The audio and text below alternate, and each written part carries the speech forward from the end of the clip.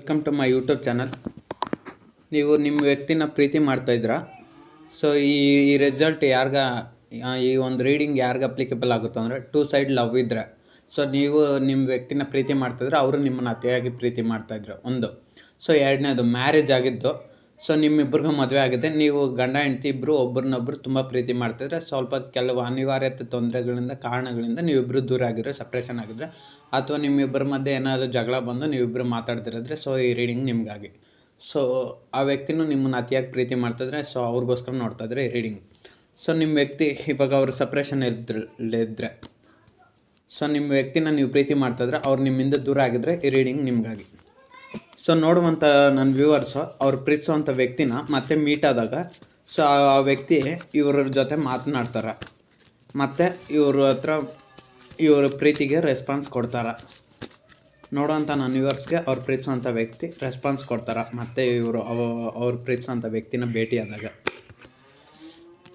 So ನೋಡೋಣ ಏನು ಬರುತ್ತಂತ. ನೀವು ಪ್ರೀತಿಸುವಂಥ ವ್ಯಕ್ತಿ ನೀವು ಮೀಟ್ ಆದಾಗ ರೆಸ್ಪಾನ್ಸ್ ಮಾಡ್ತಾರಾ ಮಾಡಲ್ಲ ಅನ್ನೋದನ್ನ.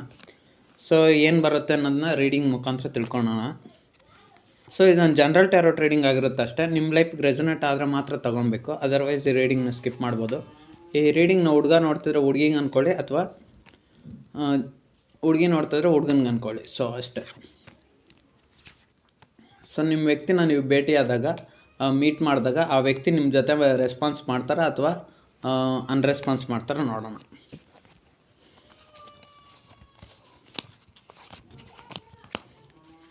So ace of cups tarot card ಬಂದಿರೋದ್ರಿಂದ ಫಸ್ಟಲ್ಲಿ ಏನು ಹೇಳ್ಬೋದು ಅಂದರೆ, ನೀವು ಪ್ರೀತಿಸೋ ವ್ಯಕ್ತಿ ಅಂದರೆ ನಿಮಗೆ ತುಂಬ ಇಷ್ಟ.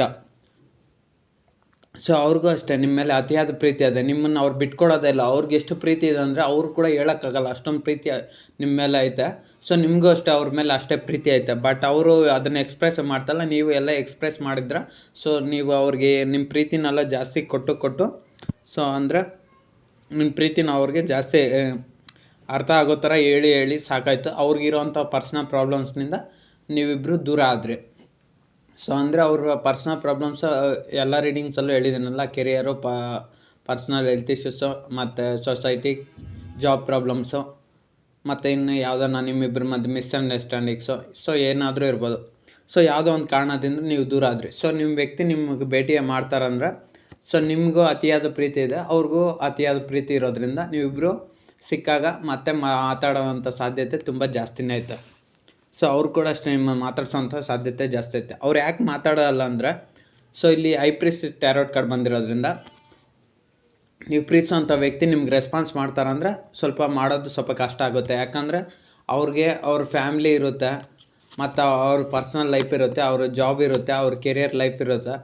ಸೊ ಇದನ್ನೆಲ್ಲ ಅವ್ರ ಮನಸ್ಸಲ್ಲಿ ಗಮನದಲ್ಲಿಟ್ಕೊಂಡು ಮತ್ತೆ ನೀವು ಬಂದಿದ್ದ ತಕ್ಷಣ ಅವ್ರು ಖುಷಿ ಆಗ್ತಾರೆ ಹೊರತು, ಬಟ್ ಅವರು ತುಂಬ ಎಕ್ಸ್ಪ್ರೆಸಿವ್ ಆಗಿ ಕಾಣಿಸಲ್ಲ. ಸೊ ನಿಮಗೆ ಅಷ್ಟೊಂದು ಜಾಸ್ತಿ ರೆಸ್ಪಾನ್ಸ್ ಏನು ಅವ್ರಿಗೆ ಜಾಸ್ತಿ ಮಾಡೋದಿಲ್ಲ. ಯಾಕಂದರೆ ನಿಮಗೆ ಜಾಸ್ತಿ ಅವ್ರ ಎಕ್ಸೈಟ್ಮೆಂಟು ಅವ್ರ ಹತ್ರ ಏನು ಅವ್ರ ಕಡೆಯಿಂದ ಏನು ಕಾಣಿಸೋದಿಲ್ಲ. ಸೊ ನಿಮಗೂ ಅಷ್ಟೇ ಎಕ್ಸೈಟ್ಮೆಂಟು ಸ್ವಲ್ಪ ಕಡಿಮೆನೇ ಇರುತ್ತೆ.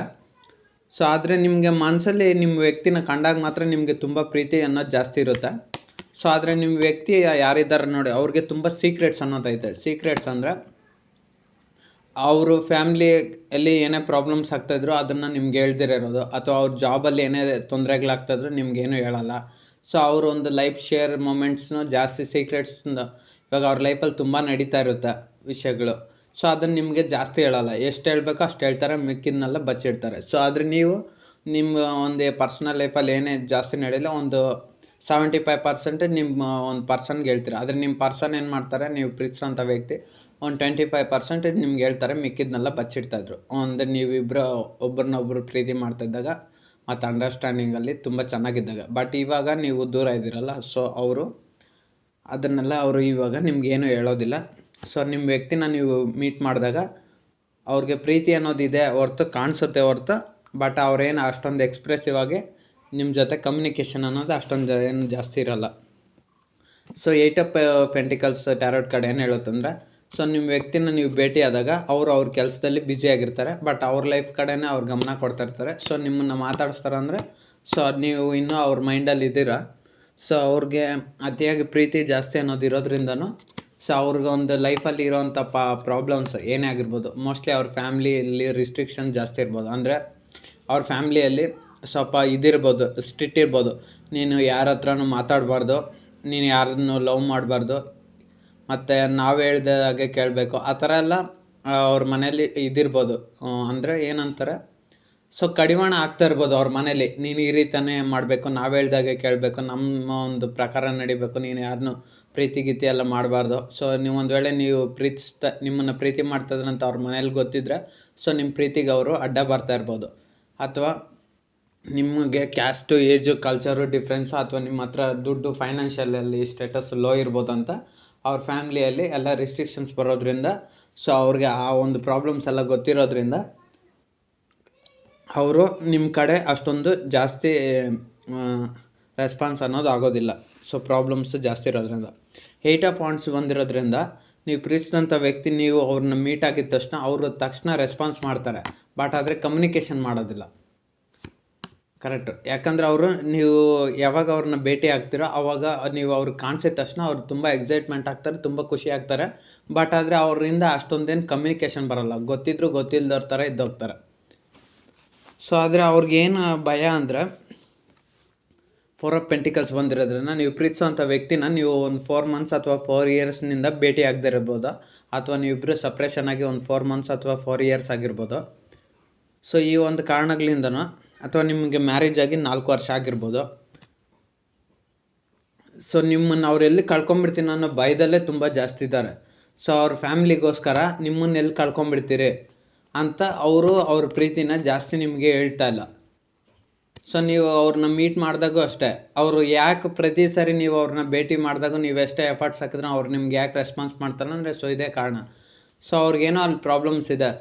ಅವ್ರ ಜಾಬ್ ಪ್ರಾಬ್ಲಮ್ ಇರ್ಬೋದು, ಅಥವಾ ನಿಮ್ಮಿಬ್ಬರ ಮಧ್ಯೆ ಕ್ಯಾಸ್ಟ್ ಡಿಫ್ರೆನ್ಸ್ ಇರ್ಬೋದು, ಅಥವಾ ಫ್ಯಾಮ್ಲಿ ಅಂದರೆ ಅವ್ರ ಕುಟುಂಬದಿಂದ, ಅಂದರೆ ಅವ್ರ ಫ್ಯಾಮ್ಲಿಯಿಂದ ನಿಮಗೆ ತೊಂದರೆ ಬರ್ತಾ ಇರ್ಬೋದು. ಸೊ ಅಂದರೆ ಅವ್ರ ಫ್ಯಾಮ್ಲಿ ನಿಮ್ಮ ಒಂದು ಪ್ರೀತಿಗೆ ಅಪೋಸ್ ಮಾಡ್ತಾ ಇರ್ಬೋದು.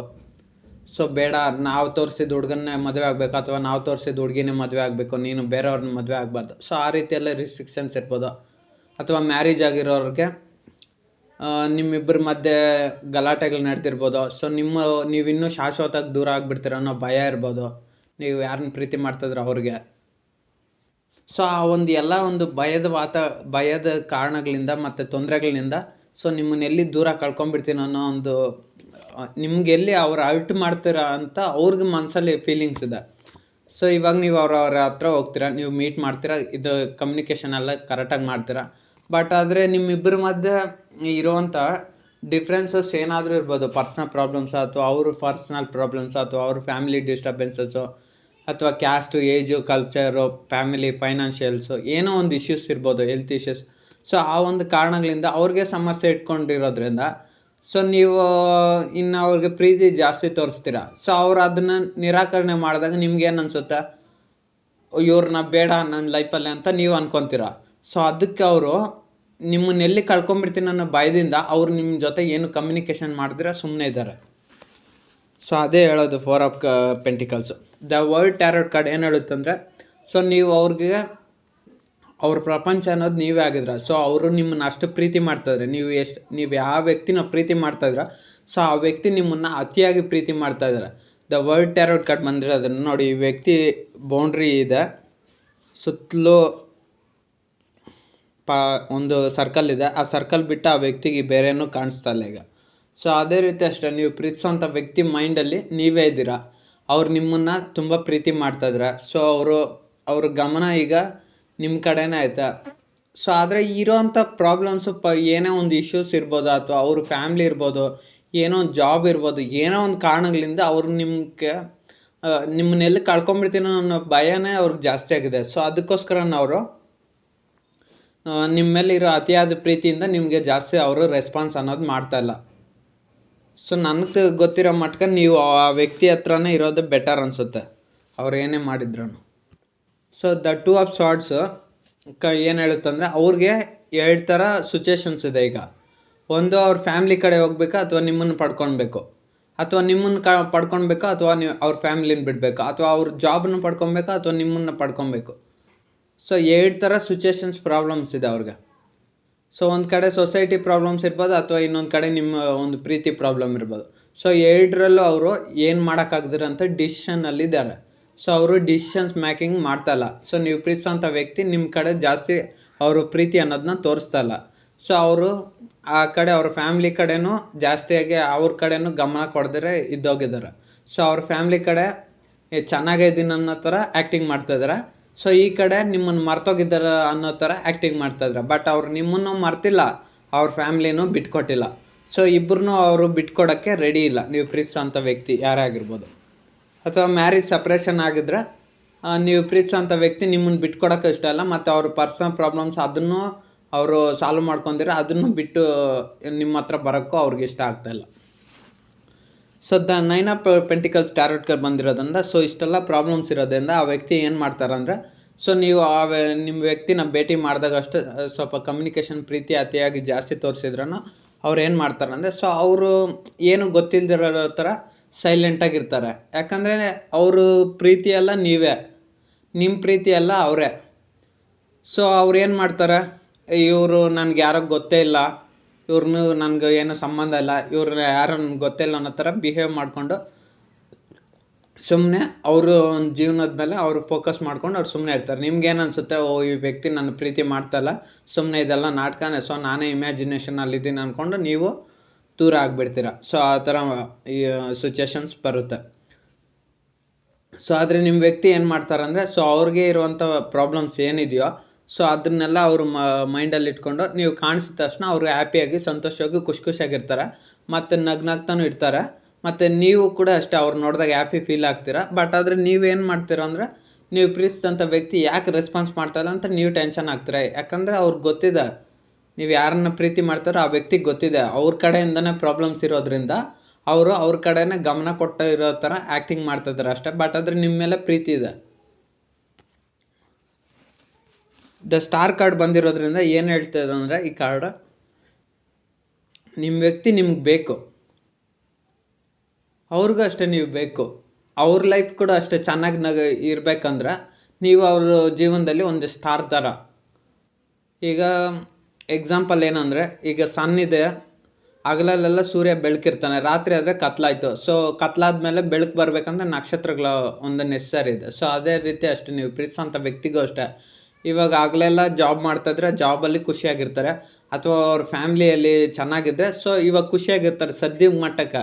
ಸೊ ಅವ್ರ ಲೈಫು ಯಾವಾಗ ಅವ್ರಿಗೆ ಕಷ್ಟ ಬರುತ್ತೋ ಆವಾಗ ನಿಮ್ಮನ್ನು ಅವ್ರು ನೆನಪು ಮಾಡ್ಕೊತಾರೆ. ಸೊ ಅಂದರೆ ನಿಮ್ಮ ಪ್ರೀತಿ ಅವ್ರಿಗೆ ನೆಸಸರಿ ಐತೆ. ಅವ್ರು ನಿಮ್ಮನ್ನು ಅತಿಯಾಗಿ ಪ್ರೀತಿ ಮಾಡ್ತಾ ಇರೋದ್ರಿಂದ ನೀವು ಅವ್ರನ್ನ ಅತಿಯಾಗಿ ಪ್ರೀತಿ ಮಾಡ್ತಾರಂದ್ರೆ ಅವ್ರು ನಿಮ್ಮ ಪ್ರೀತಿನ ಬಿಟ್ಕೊಟ್ಟಿಲ್ಲ.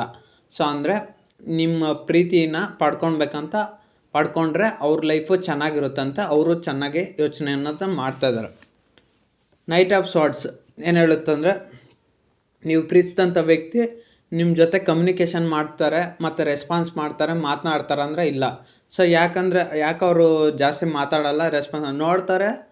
ಸೊ ನೀವು ಅವ್ರಿಗೆ ಸಿಕ್ಕಾಗ ಅವರು ಕೂಡ ರೆಸ್ಪಾನ್ಸ್ ಇಲ್ದವ್ರ ಥರ ಇರ್ತಾರೆ. ಬಟ್ ಆದರೆ ನಿಮ್ಮನ್ನು ಅವರು ಅಬ್ಸರ್ವ್ ಮಾಡ್ತಾಯಿರ್ತಾರೆ ನಿಮ್ಮ ವ್ಯಕ್ತಿ.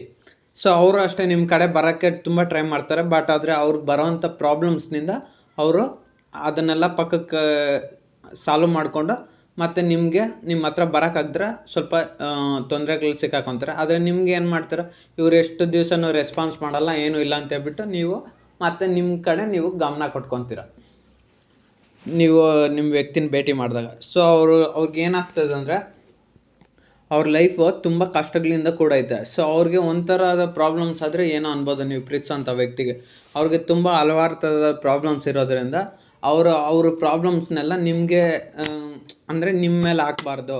ಸೊ ಅವ್ರ ಪ್ರಾಬ್ಲಮ್ಸನ್ನು ಹೇಳ್ಕೊಂಡ್ರೆ ನಿಮಗೆ ಹರ್ಟ್ ಆಗುತ್ತೆ ಅನ್ನೋ ಒಂದು ಕಾರಣದಿಂದ ನಿಮ್ಮ ವ್ಯಕ್ತಿ ಕೂಡ ನಿಮಗೆ ಸ್ವಲ್ಪ ರೆಸ್ಪಾನ್ಸ್ ಮಾಡ್ತಾಯಿಲ್ಲ. ಮತ್ತು ಇನ್ನೊಂದು ಏನು ಹೇಳಂದ್ರೆ, ದ ಟವರ್ ಕಾರ್ಡ್ ಏನು ಹೇಳುತ್ತೆ ಅಂದರೆ, ನಿಮ್ಮಿಬ್ಬರ ಮಧ್ಯೆ ನೀವು ಮೊದಲು ನಿಮ್ಮ ವ್ಯಕ್ತಿಗೆ ತುಂಬ ಪ್ರೀತಿ ಕೊಟ್ಟಿದ್ರೆ, ಅಂದರೆ ತುಂಬ ಪ್ರೀತಿ ಮಾಡಿದ್ರಿ, ತುಂಬ ಕೇರ್ ಕೊಟ್ಟರೆ, ಆವಾಗ ನಿಮ್ಮ ವ್ಯಕ್ತಿ ನಿಮಗೆ ರೆಸ್ಪಾನ್ಸ್ ಮಾಡಿಲ್ಲ, ಡೋಂಟ್ ಕೇರ್ ಅನ್ನೋ ಥರ ಬಿಹೇವ್ ಮಾಡಿದರು, ಇಮ್ಮೆಚ್ಯೂರ್ ಬಿಹೇವಿಯರ್ ಮಾಡಿದರು. ಆವಾಗ ಏನಾಯಿತು, ಸೊ ನಿಮಗೂ ಅವ್ರಿಗೂ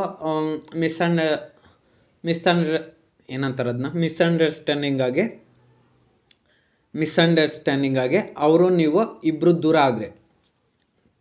ಸೊ ಅದರಿಂದ ಏನಾಯ್ತು ಅಂದರೆ, ನಿಮ್ಮಿಬ್ಬರ ಮಧ್ಯೆ ತುಂಬ ಲಾಂಗ್ ಡಿಸ್ಟೆನ್ಸ್ ಬಂತು, ಸೆಪ್ರೇಷನ್ ಬಂತು, ನೋ ಕಾಂಟ್ಯಾಕ್ಟ್ ಸಿಚುಯೇಷನ್ಸ್ ಬಂತು. ಇವಾಗ ನಿಮ್ಮ ವ್ಯಕ್ತಿನ ನೀವು ಭೇಟಿ ಆಗ್ತಾಯಿಲ್ಲ. ಸೊ ನಿಮ್ಮಿಬ್ಬರಿಗೂ ತುಂಬ ದೂರ ಅನ್ನೋದೈತೆ. ಇವಾಗ ಏನಾಗೈತೆ ಅಂದರೆ ಕ್ಯಾಸ್ಟು, ಏಜು, ಕಲ್ಚರು ಡಿಫ್ರೆನ್ಸು, ಮನಿ ಡಿಫ್ರೆನ್ಸು, ಸೊ ಎಲ್ಲ ಇದೆ. ಸೊ ನಿಮ್ಮ ವ್ಯಕ್ತಿಗೋಸ್ಕರ ನೀವು ಇವಾಗ ಜಾಬ್ನ ಕಳ್ಕೊಂಡಿದ್ರೆ, ದುಡ್ಡು ಲಾಸ್ ಆಗಿದೆ. ಸೊ ನಿಮ್ಮ ಲೈಫಲ್ಲಿ ಖುಷಿ ಅನ್ನೋದೋಗಿದೆ, ಸಂತೋಷ ಅನ್ನೋದೋಗಿದೆ, ನೆಮ್ಮದಿ ಅನ್ನೋದೋಗಿದೆ. ನಿಮ್ಗೆ ರಾತ್ರಿ ಎಲ್ಲ ನಿದ್ದೆ ಇರಲ್ಲ. ಎಂಥದ್ರಲ್ಲಿ ನಿಮ್ಮ ವ್ಯಕ್ತಿದೆ ನಿಮ್ಗೆ 24/7 ಯೋಚನೆ. ಸೊ ಅದರಿಂದ ಇವಾಗ ನಿಮಗೆ ಲೈಫು ತುಂಬ ಕಷ್ಟಗಳಲ್ಲಿ ಕೂಡ ಐತೆ. ಸೊ ಅವ್ರಿಗೋಸ್ಕರ ನೀವು ಪ್ರತಿದಿನ ಅಳ್ತಾ ಇದ್ದೀರಾ.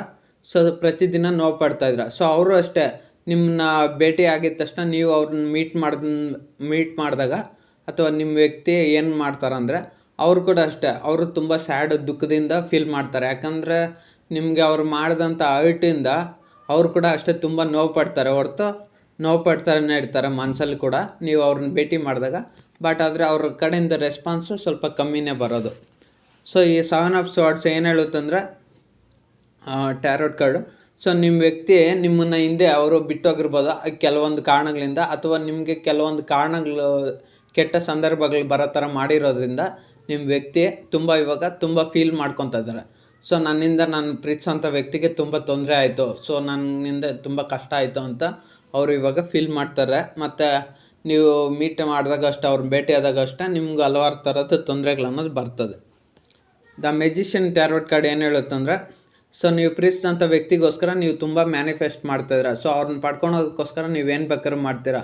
ಸೊ ಅವರು ಕೂಡ ಅಷ್ಟೇ, ಅವ್ರ ಲೈಫಲ್ಲಿ ಎಲ್ಲ ಇದೆ, ನೀವು ಒಬ್ಬರಿಲ್ಲ ಅಷ್ಟೇ. ಸೊ ಅವ್ರಿಗೂ ಅಷ್ಟೇ ನಿಮ್ಮನ್ನು ಪಡ್ಕೊಬೇಕಂತ ತುಂಬ ಇಷ್ಟ ಐತೆ. ಸೊ ನೀವು ಪ್ರೀತಿಸಿದಂಥ ವ್ಯಕ್ತಿ ಅವ್ರ ಲೈಫಲ್ಲಿ ತುಂಬ ಇದೆ.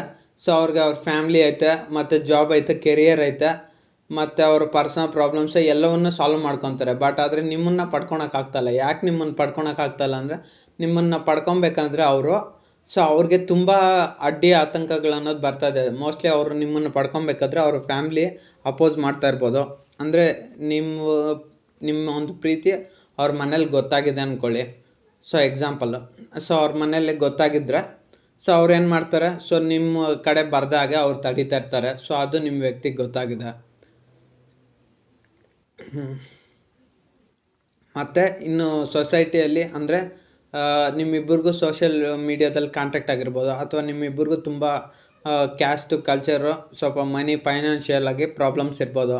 ಅಂದರೆ ನೀವು ಸ್ವಲ್ಪ ರಿಚ್ ಇರ್ಬೋದು, ಅವರು ಸ್ವಲ್ಪ ಪೂರ್ ಇರ್ಬೋದು, ಅಥವಾ ಅವರು ರಿಚ್ ಇರ್ಬೋದು, ನೀವು ಸ್ವಲ್ಪ ಪೂರ್ ಇರ್ಬೋದು ಫೈನಾನ್ಷಿಯಲಲ್ಲೇ. ಸೊ ಆದರೆ ಒಂದು ಕಂಡೀಷನ್ಸ್ನಿಂದನೂ ಅವ್ರಿಗೂ ಅಷ್ಟೇ ಸ್ಟೇಟಸ್ಸು, ಮತ್ತು ಅವರು ಫ್ಯಾಮ್ಲಿ ತುಂಬ ಸ್ಟೇಟಸ್ನ ಎಕ್ಸ್ಪೆಕ್ಟೇಷನ್ಸ್ ಮಾಡ್ತಾ ಇರ್ಬೋದು ಅವ್ರ ಫ್ಯಾಮ್ಲಿ. ಅಂದರೆ ಅವರು ಮದುವೆ ಆಗೋವಂಥ ವ್ಯಕ್ತಿ ಆ ಥರ ಇರಬೇಕು, ಈ ರೀತಿ ಇರಬೇಕಂತ ಅವ್ರ ಫ್ಯಾಮ್ಲಿ ಎಕ್ಸ್ಪೆಕ್ಟೇಷನ್ಸ್ ಮಾಡ್ತಾ ಇರ್ಬೋದು. ಸೊ ಆದರೆ ನೀವು ಪ್ರೀತಿಸೋಂಥ ವ್ಯಕ್ತಿಗೆ ನೀವೇ ಬೇಕು, ಅವ್ರಿಗೆ ಬೇರೆ ಯಾರೂ ಬೇಡ. ಸೊ ಆ ಒಂದು ಎಲ್ಲ ಕಾರಣಗಳಿಂದನೂ ಅಷ್ಟೇ ಅವರು ನಿಮಗೆ ಅವ್ರು ಹರ್ಟ್ ಮಾಡೋಕ್ಕೆ ಅವರು ರೆಡಿ ಇಲ್ಲ. ಈಗ ಅವ್ರೇನಾದರೂ ನೋ ಅಂದ್ಬಿಟ್ರೆ, ಸೊ ಯಾರೋ ನನಗೆ ಗೊತ್ತಿಲ್ಲ, ನೀನು ಹೋಗು, ಬರಬೇಡ ಅಂದ್ರೆ ನೀವು ಪ್ರೀತಿಸಿದಂಥ ವ್ಯಕ್ತಿ ಹತ್ರ ನೀವು ಹೋಗೋದಿಲ್ಲ. ಸೊ ಅದಕ್ಕೆ ಅಷ್ಟೇ, ನೀವು ಪ್ರೀತಿಸೋಂಥ ವ್ಯಕ್ತಿ ನಿಮ್ಮ ಜೊತೆ ಏನು ಮಾತನಾಡ್ದಿರ ಸೈಲೆಂಟಾಗಿ ಮೌನವಾಗಿರ್ತಾರೆ. ಯಾಕೆ ಮೌನವಾಗಿರ್ತಾರೆ ಅಂದರೆ, ನಿಮ್ಮನ್ನ ಎಲ್ಲಿ ಕಳ್ಕೊಂಬಿಡ್ತೀನೋ ಅನ್ನೋ ಭಯ ಅವ್ರಿಗೆ ಜಾಸ್ತಿ ಇರುತ್ತೆ. ಸೊ ಯಾಕೆ ಭಯ ಅಂದರೆ, ಅವ್ರ ಹತ್ರ ಅವರು ಏನು ಬೇಕೋ ಅದನ್ನೆಲ್ಲವನ್ನು ಪಡ್ಕೊತಾರೆ. ಆದರೆ ನಿಮ್ಮನ್ನು ಪಡ್ಕೊಳಕ್ಕಾಗ್ತಾಯಿಲ್ಲ. ನಿಮ್ಮನ್ನು ಪಡ್ಕೊಂಡ್ರೆ ಅವರು ಬೇರೆ ಅದನ್ನೆಲ್ಲ ಕಳ್ಕೊಬೇಕಾಗುತ್ತೆ. ಸೊ ಇವಾಗ ಅವರು ನಿಮ್ಮನ್ನು ಒಪ್ಕೊಂಡ್ರೆ ಅವ್ರ ಫ್ಯಾಮ್ಲಿ ಅವ್ರನ್ನ ದೂರ ಮಾಡ್ತಾರೆ. ಮತ್ತು ಅವ್ರ ಜಾಬಲ್ಲಿ ಅವ್ರಿಗೆ ರೆಪ್ಯುಟೇಷನ್ ಏನಾದರೂ ಇದ್ದರೆ ಅವ್ರ ಮರ್ಯಾದೆ ಅನ್ನೋದು ಹೋಗುತ್ತೆ. ಸೊ ಅವರು ಫ್ರೆಂಡ್ಸು ಮತ್ತು ಅವ್ರಿಗೆ ಬೇರೆ ಥರ ಹೇಳ್ತಾ ಇರ್ಬೋದು, ನೀನು ಯಾಕೆ ಅಂಥವ್ರನ್ನ ಮದುವೆ ಮಾಡ್ಕೊಂಡು, ಆ ಥರ ಎಲ್ಲ ಹೇಳ್ಬೋದು. ಸೊ ಯಾವುದೇ ಒಂದು ಕೆಟ್ಟ ಸಂದರ್ಭಗಳು ಬರ್ಬೋದು. ಸೊ ಇದನ್ನೆಲ್ಲ ನಿಮ್ಮ ವ್ಯಕ್ತಿ ಯೋಚನೆ ಮಾಡ್ತಾಯಿದ್ದಾರೆ.